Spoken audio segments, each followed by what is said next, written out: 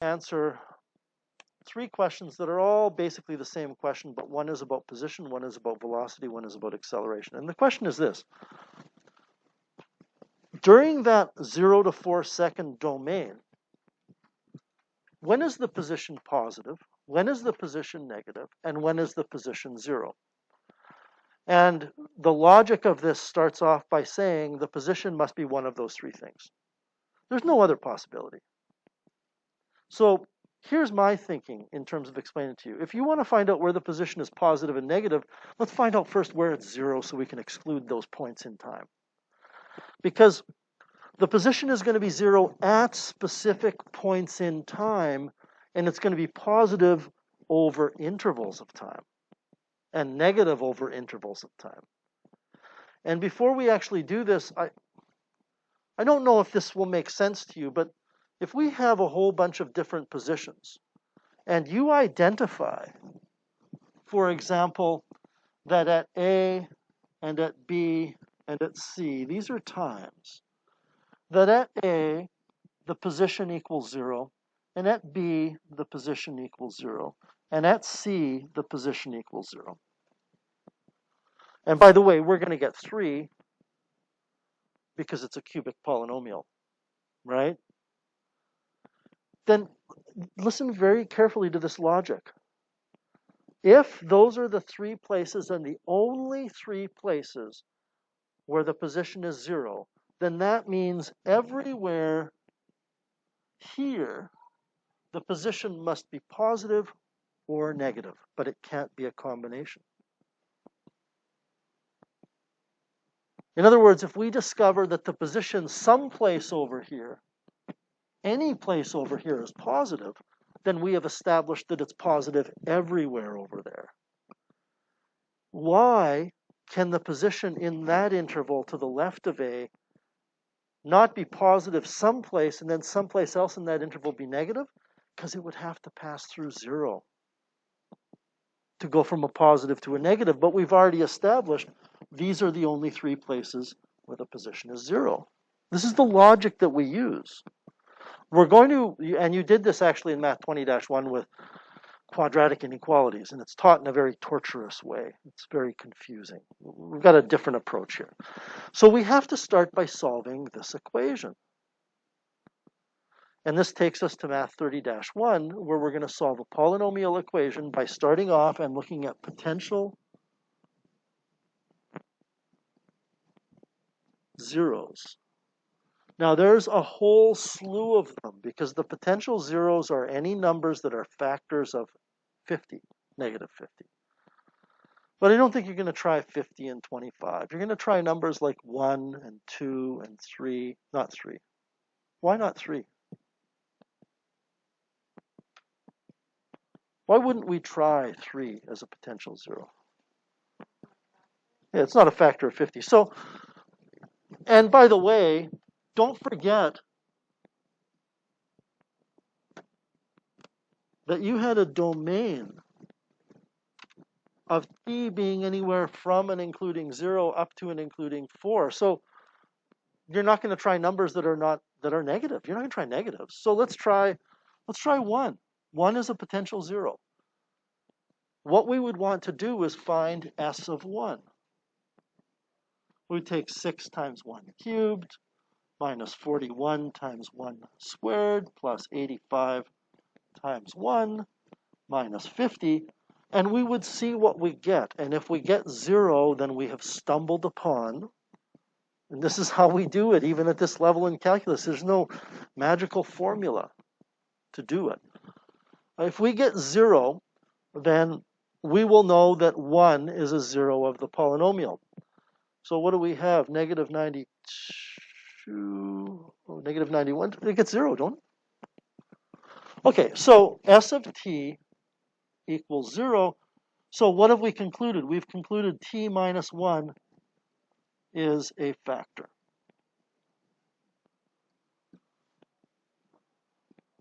So our position function is going to have a t minus 1. It's going to have other factors as well.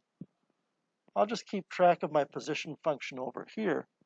The position function will have a t minus 1, and then it has some other stuff. Now, how do you determine what that other stuff is? You divide. If I told you that 5117 had a factor of 17, and I said, what's the other factor? You'd take 5117 and divide by 17 and get what I believe is 301. I don't know.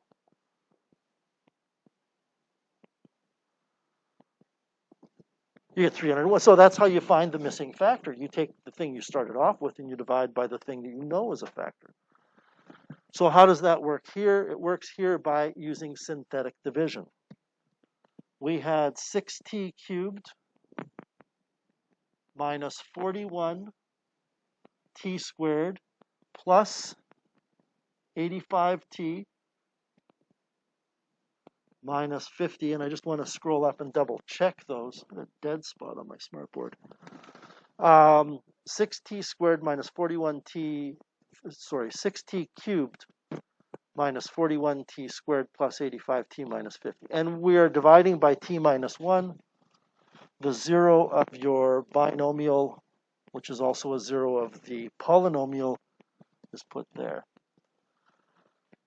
We bring the first number down, and then you multiply and add, and you continue with that process, remembering, of course, that if t minus 1 is a factor, this last position, which represents the remainder, better give you 0. It has to give you 0. So I bring 1 times 6 is 6, and I add those and get negative 35. Negative 35 times the 1 is negative 35, which I add to 85 to get 50. 1 times 50 is 50, and there's my confirmation. What this means is that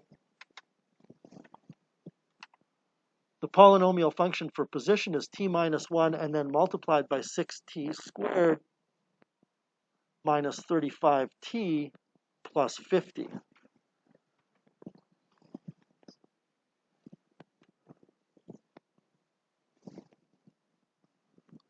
And then we ask ourselves if we can factor that. And we would do the b squared minus 4ac test, I think. It's a wise thing to do here.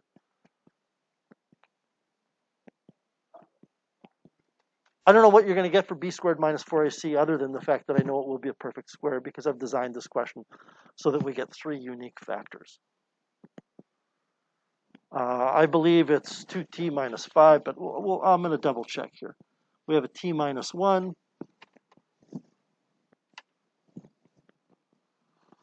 It's going to be a 3t and a 2t. No, yeah, 3t and a 2t, 5 and 10, minus 10, minus 5.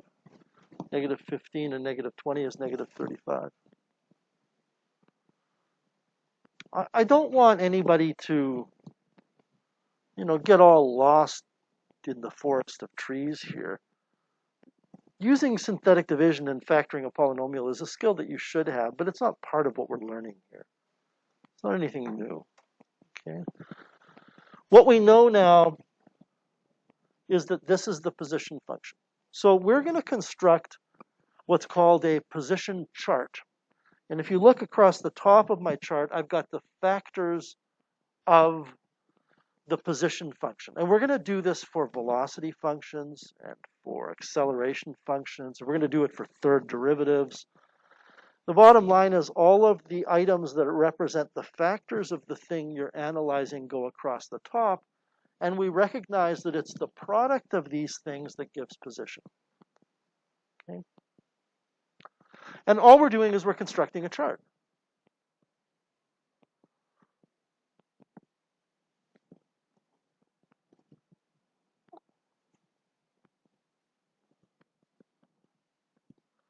And at first, people are a little troubled by how this chart is set up, because the vertical aspect of the chart is going to be time. And when you look at the mathematics of a position function, time normally goes on the horizontal axis. But for some reason, it's easier to analyze this way. So we are going to look in this interval. So make sure you know 0, 1 is not a point. It's an interval. It's from but not including 0 seconds, up to and not including 1 second. We don't include the 0, we don't include the 1. Okay? I don't want to explain to you why we're not including the 0, but I will explain to you why we're not including the 1 second. We're not including the 1 second because at 1 second the position is 0. And all this chart is going to tell us is where the position is positive or negative. We already know where it's 0. Okay? By the way, I want you to notice that the zeros of this polynomial are 1. And maybe I'll just write them down. They're going to go away in a second. But the zeros are 1 second, 5/2 of a second. I'm not even going to put the seconds in there. The zeros are 1, 5/2, and 10/3 of a second. Are you with me on that? I hope. We have to put these in order. Okay. So the idea is my first interval goes from 0, which is where the function's domain starts, up to the first 0. My next interval is going to go from that 0 to the next one. So my next interval will be between 1 and 5/2 of a second.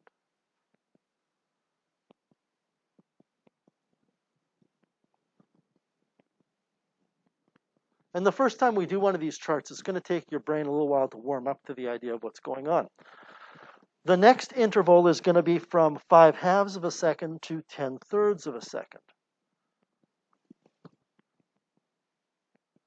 And then the final interval will be from 10/3 of a second to 4.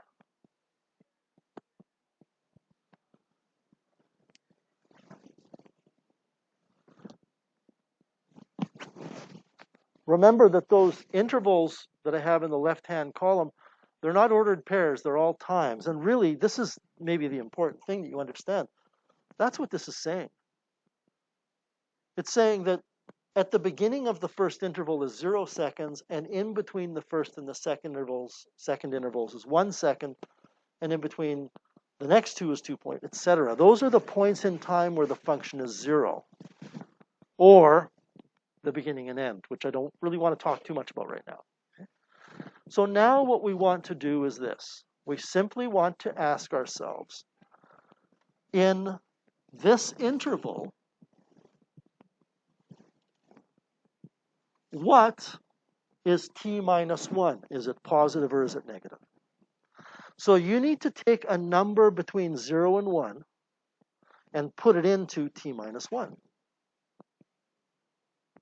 And notice I didn't tell you what number to put in. Everybody, regardless of the number you put in that's between 0 and 1, when you put it in here, you are going to get a negative. You have to. Because any number between 0 and 1 is smaller than 1, and you're going that number minus 1. Go ahead and put a number in between 1 and 2.5. 5 over 2 is 2.5. So put a number between 1 and 2.5, and you can use your calculator, you can use your head, in for t in t minus 1. Well, you're going to get a positive.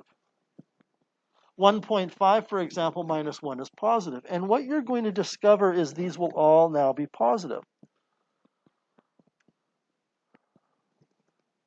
I don't know if this is helpful. Well, I know it will be helpful for some of you, but not for all. Why is it that this factor went from negative here? Well, because that's where it crosses the value where that factor becomes 0. If we were to put a number in between 0 and 1 into the next interval, 0.5, you go 2 times 0.5 minus 5, you're going to get a negative. If you put a number between 1 and 2.5, well, 2 is a number between 1 and 2.5. You put 2 in here for t, you'll have 2 times t, which is 4 minus 5, which is still negative. But as soon as you pass 2.5, as soon as you get past 5/2, the number you put in when multiplied by 2, will all of a sudden be bigger than this 5 that you're subtracting, and it becomes positive. And again, this factor changed from negative to positive when it passed this point in time, and that point in time is where the 0 of that factor is, which makes sense. It goes from negative to positive, and it passes through 0. And I'll give you a little tip here. As long as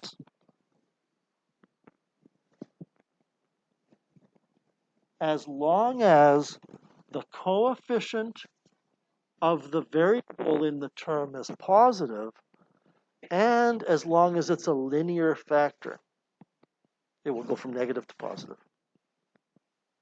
Okay? Well, sooner or later, there's going to be exceptions to that. This will be negative, negative, negative, positive. And I would say that you're going to be the most successful if you don't actually have to put a number in every time. Any questions with filling in those 12 pieces of information? Okay, sure. This third factor changed. It flopped from negative to positive across this point in time, and that point in time is the 10/3 of a second, which is the 0 of that factor. Okay, what that tells me, everybody, is that the position is negative in this interval from 0 to 1. How did I get negative for the position?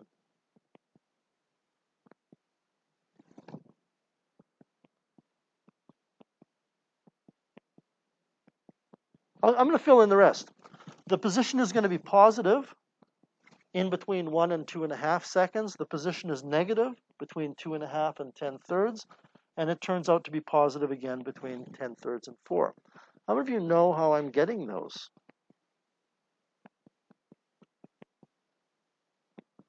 Let's not forget that position is equal to the product of these three factors. I'm just saying, if I multiply a negative by a negative by a negative, what does it give me? It's going to give me a negative. Because two negatives multiplied together give me a positive. And then times the third negative would be negative. When I multiply these three factors here,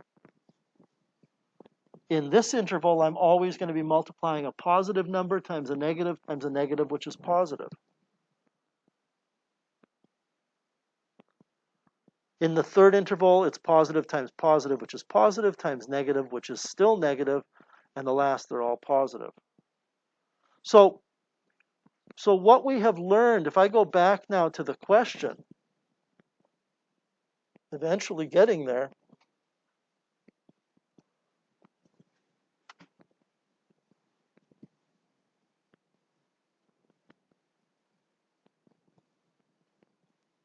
these are the three instants in time where the position is equal to 0.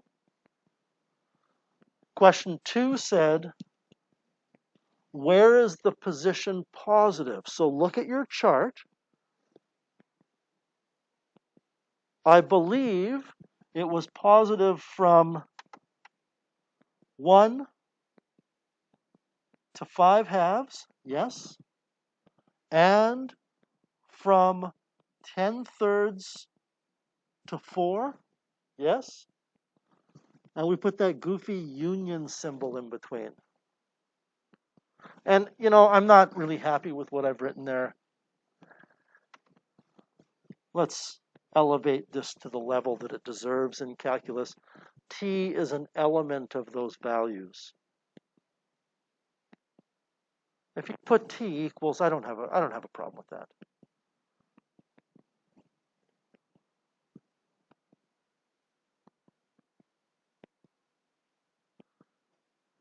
The third one is, where was it negative?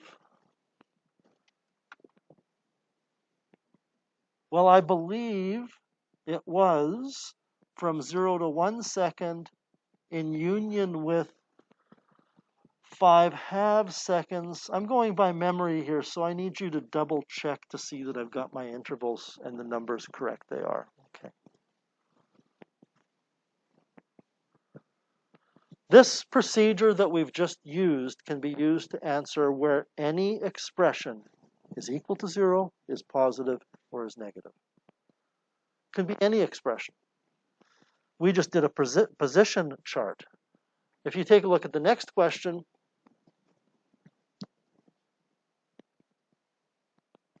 when is the velocity 0, positive, and negative? So you have to start by determining where the velocity is 0. Because that, before you do anything else here, let me just throw it out another way to you. What we're going to do is take the domain, which is basically from 0 to 4 seconds, and we need to slice that domain into subdomains. But the slices are made wherever the thing is 0. Wherever the velocity is 0, that's where we make a slice. So we need to solve that equation. Now, can you calculate for me the discriminant, please? The b squared minus 4ac.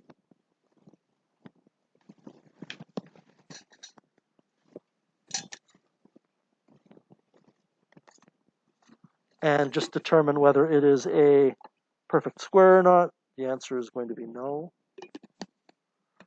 Not a perfect square, correct? So we have to find the solutions to this equation by using the quadratic formula. T will be equal to negative b, which is 82, plus or minus the square root of, Aiden, can you tell me what that number was?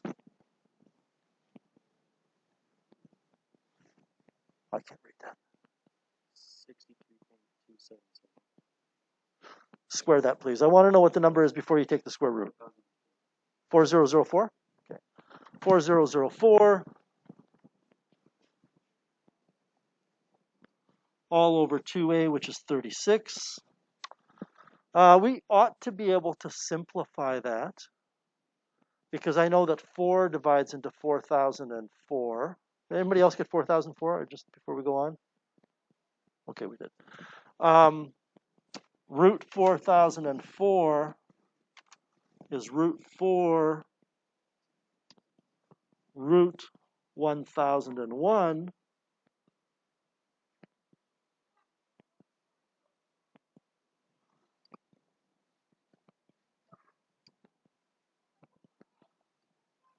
Can you tell me what 1001 divided by 151 is?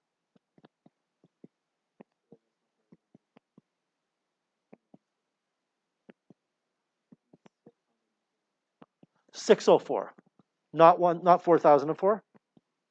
Okay, I just paused there because I didn't recognize the 101, and I haven't looked at this problem in a year, but I just didn't recognize the 101. So it's 604.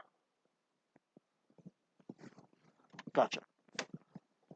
Which means this simplifies into root 4 root, I believe 604 divided by 4 is 151.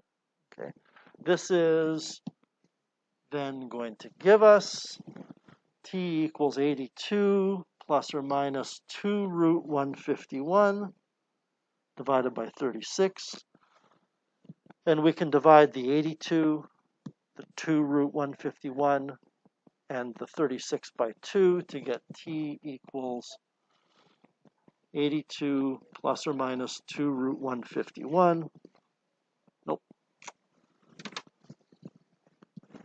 To get 41 plus or minus root 151 over 18. So we've answered part 1 of this second piece of the question. It's equal to 0 at t equals 41 plus root 151 over 18 seconds and 41 minus root 151 over 18. Okay, in terms of the two numbers and the order in which I wrote them, which is the smaller number? The first one I wrote or the second?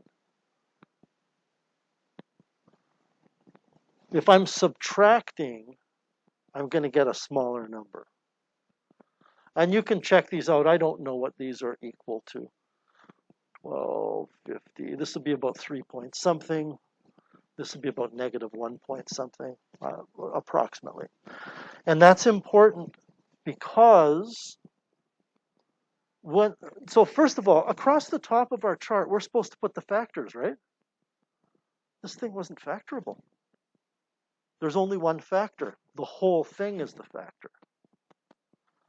Our first interval will be from 0 to the first 0. Our second interval will be from the first to the second 0. And our third interval will be between that final 0 and t equals 4.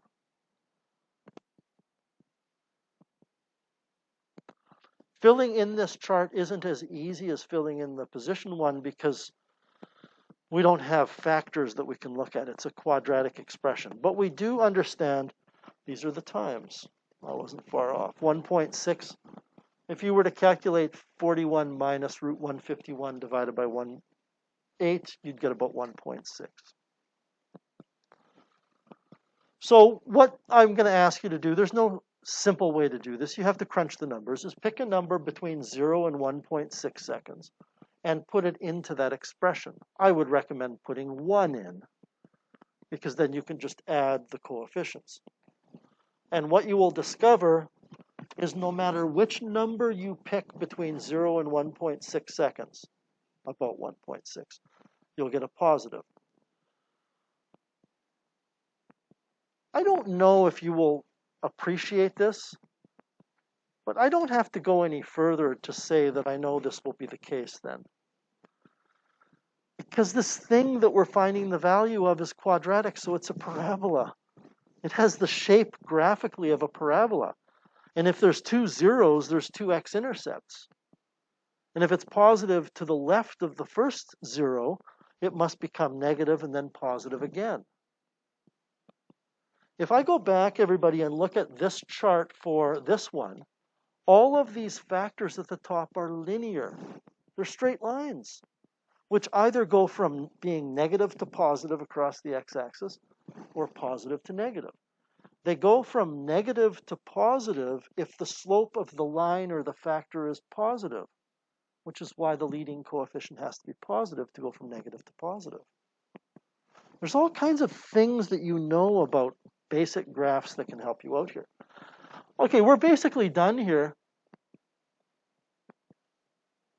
because that means the velocity is positive in this interval, and it's negative in this interval, and it's positive in that interval.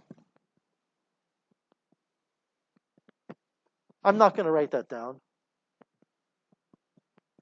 The velocity is positive from 0 to 41 minus root 151 all over 18 in union with 41 plus root 151 all over 18 up to 4 seconds.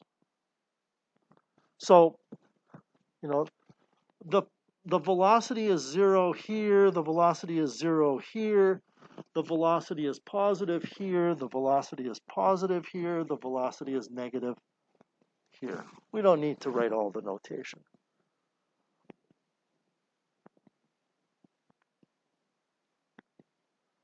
Questions with that part of the example? All right. Well, what about the acceleration? The acceleration function, I believe, was 36t minus 82. You can factor out a 2, although it doesn't really matter. And I'm going to do something with my acceleration chart that isn't necessary, but I'm going to ask that you humor me and do it as well. There are 2 factors of the acceleration. We need to include both of them in our chart. Now, I realize that many of you right out of the gate will say, it doesn't matter about the 2. That's not going to change whether the acceleration is positive or negative. But what if that factor is a negative number?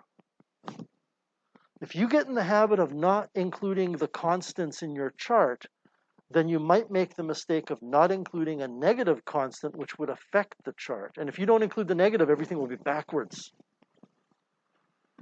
Okay, what are the 2 intervals? 0 to 41/18.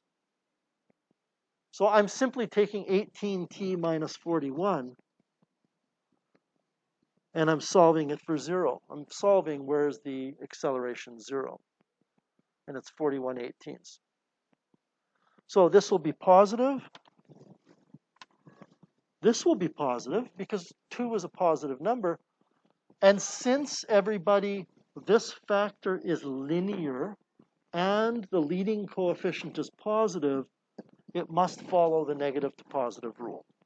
Because that linear factor as a graph would be a straight line sloping up from the negative region of the coordinate grid to the positive region, which means the acceleration is negative in between 0 and, I must have a time on there, yeah.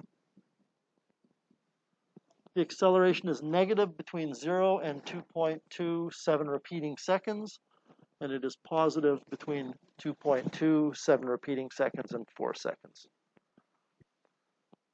So the acceleration is 0 at 41/18 of a second.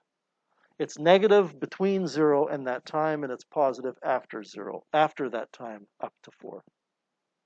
We okay with that? Okay, now comes what seems like a really innocent, simple question, but it is very complicated. How far does the object travel in the first 3.8 seconds of travel? And what most people's reaction to this would be, well, I'm going to put in 3.8 seconds into the position function. But all that's going to tell you is where it's at the 3.8 second mark. What we need to do is look at the velocities. Are there regions of time where the velocity is positive? You might want to look at your velocity function and your chart. Are there intervals of time where the velocity is positive? Yeah. Are there intervals of time where the velocity is negative? Yes. So what we can do is track how far it moves from each of those points in time. So these are the times where the velocity, I don't know best how to do this. This 41 minus root 151 over 18 is when the velocity is 0, correct? Yes? And the 41 plus root 151 over 18 is where the velocity is 0, yes? And those were the only places it was 0, so that means in this interval, and I don't know, you're going to have to tell me, the velocity from 0 seconds to that first time was positive everywhere or negative everywhere. And I don't know. I'm going to ask you to go back and look. It was positive. So V here was positive, which means it was traveling to the right in that time interval. It was moving right. Correct me if I'm wrong, but I believe in this interval, the velocity was negative, which means it was moving to the left.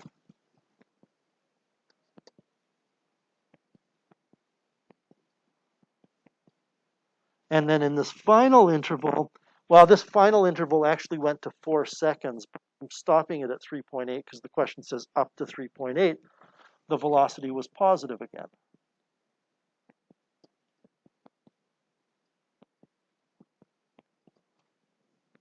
Okay, so what I want everybody to do is find the position at 0 seconds and the position at 41 minus root 151 over 18 seconds. And the position at 41 plus root 151 all over 18, and the position at 3.8. This is not a difficult thing to do because what I can do is put in for y my position function and then throw those numbers into my table and just read off the values for the position. And again, this is a tricky question. So for y, I'm going to put 6t cubed minus 41t squared plus 85t minus 50. Double check my entries. I'm going to set my table up to be on ask for the independent. And I'm going to go to my table and put in 0 and 1, not 1. What was the next time? 41 minus root 151 all over 18. I'm going to need a set of brackets here. Bracket plus 41, close brackets on the root, close brackets on the entire numerator, divided by 18. Then I'm going to go 41 plus the square root of 1. Again, close all your brackets on the over 18. And I'm going to go 3.8. And I want to, I don't know if I can, it doesn't matter. I've got a couple of extra entries there, but it's not going to matter. Before I go on, I want to make sure that you're getting the same numbers.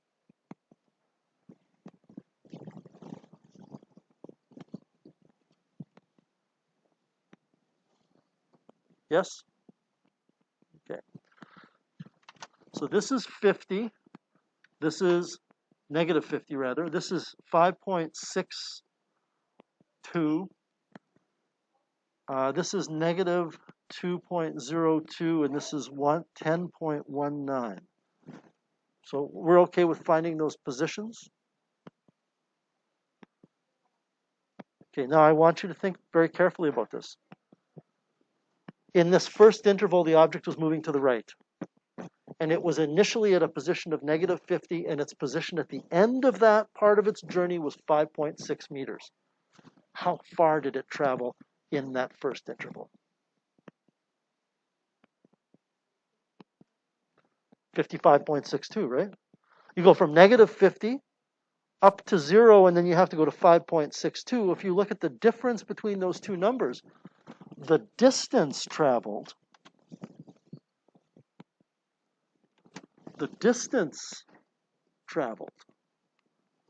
in here is 55.62. Now, at that point in time, it stops. And it starts moving left until it gets to negative 2.02.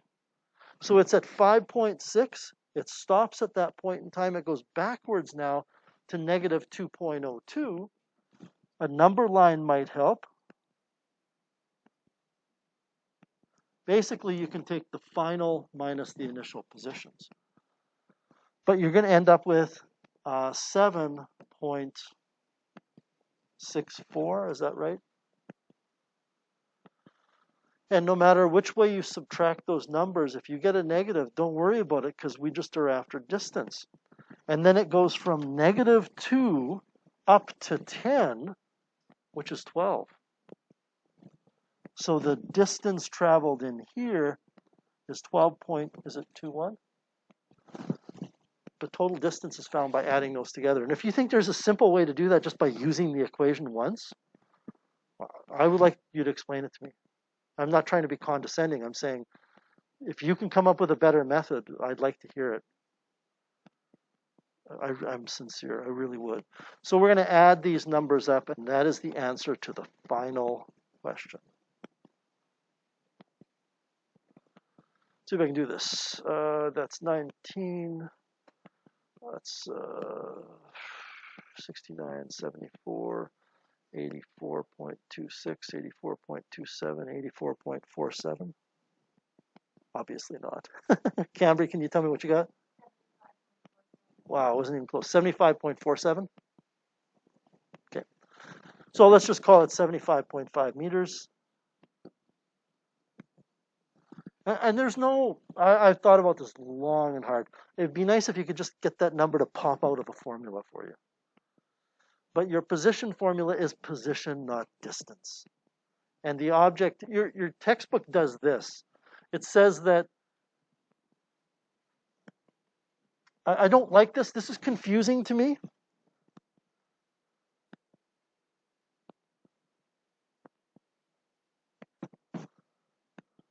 This is t equals 0. This is t equals 41. minus root 151 over 18. This is 41 minus root 151 all over 18, and this is 3.8. If that makes sense to you, great. I don't, and I see it in a lot of textbooks. I don't get it. I get it, but I think it's difficult to understand. And you're finding this distance, which is the 55.62. You're finding this, which is the 7.64. You're finding this, which is the 12.21. Anyway, that's it. A lot of different applications here with position, velocity, and acceleration. You certainly don't have to do all of these.